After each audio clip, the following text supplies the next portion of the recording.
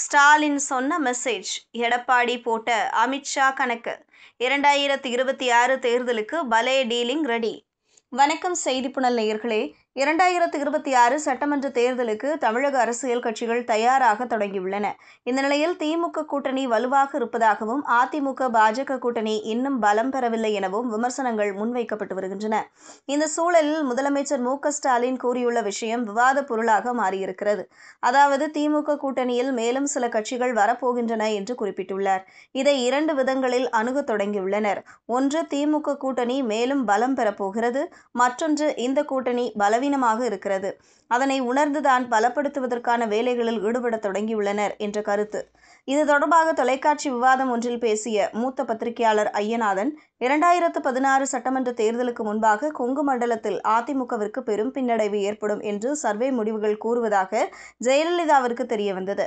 54 சீட்டுகளில் 41 இடங்கள் கிடைக்காது என்று கூறியுள்ளனர். இதை மாற்றி காட்டும் வகையில் முழுக்க முழுக்க கொங்கு மண்டலத்தில் கவனம் செலுத்தினார்.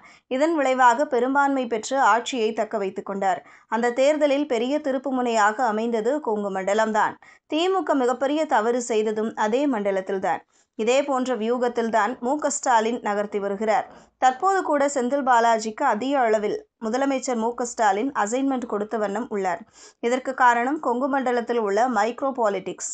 இதை சரியாக கையாளும் திறமை படைத்தவர் செந்தில் பாலாஜி. திமுகவிற்கு இறக்கும் சிக்கல் என்பது அவர்களின் சாதனை திட்டங்களையும் மீறிய அதிருப்தி நிலை. இது யாருக்கு சாதகமாக இருக்கும் என பார்த்தால் எடப்பாடி பழனிசாமி தான். நன்றாக கவனித்து பார்த்தால் ஒரு விஷயம் புரியும். ஸ்டாலின் எக்ஸ் பதிவு என்றால் எடப்பாடி எக்ஸ் பதிவு. அவர் அறிக்கை என்றால் இவரும் அறிக்கை. அவர் வெளியில் பேசுகிறார் என்றால் இவரும் வெளியில் பேசி பதிலடி கொடுத்த வண்ணம் இருக்கிறார். இதன் மூலம் இருதுருவ அரசியலை தமிழகத்தில் தொடர்ந்து கட்டமைத்துக் கொண்டே வருகின்றனர். இந்த சூழ்நிலையில் எதிர்க்கட்சிகளுக்கு இருக்கக்கூடிய மிகப்பெரிய ஃபேக்டர் என்று பார்த்தால் அமித்ஷா தான். இவர் வரவிருக்கும் தேர்தலை எப்படி கொண்டு போகப் போகிறார் என்பதில்தான் இருக்கிறது. ஹரியானா, மகாராஷ்டிரா உள்ளிட்ட மாநிலங்களில் நடந்த தேர்தல்களில் பெற்ற வெற்றிகள் என்பது வெறும் கூட்டணி மட்டுமல்ல. மக்களவைத் தேர்தலில் எந்த கூட்டணியை வைத்து தோற்றார்களோ அதே கூட்டணியை வைத்து அடுத்த 6 மாதங்களில் ஆட்சியை கைப்பற்றுகிறார்கள். அப்படியானால் அமித்ஷாவிற்கு ஒரு கணக்கு இருக்கும். அது நமக்கு சாதகமாக இருக்கும் என எடப்பாடி பழனிசாமி நம்புகிறார். அந்த கூட்டணியின் வேர் இதுதான். ஒருவித பிரஷரில்தான் அதிமுக பாஜக கூட்டணி அமைந்தது என்று நாம் அனைவரும் ஏற்றுக்கொள்கிறோம். இதே பிரஷர் நாளை தாவேக மீது வரலாம். திமுகவை பொறுத்தவரை அவர்களின் சாதனை பேசுமா, இல்லை அதிருப்தி பேசுமா என்பதை கவனிக்க வேண்டியுள்ளது. இதை வைத்துதான் திமுக அனைத்து விஷயங்களையும் கணக்கு போட்டு செய்யும். எனவே புதிய கட்சிகள் திமுக கூட்டணியில் வந்து சேரும் என்பது ஒருவித யுக்தியாக கூட இருக்கலாம் என்று மூத்த பத்திரிகையாளர் ஐயநாதன் தெரிவித்தார்.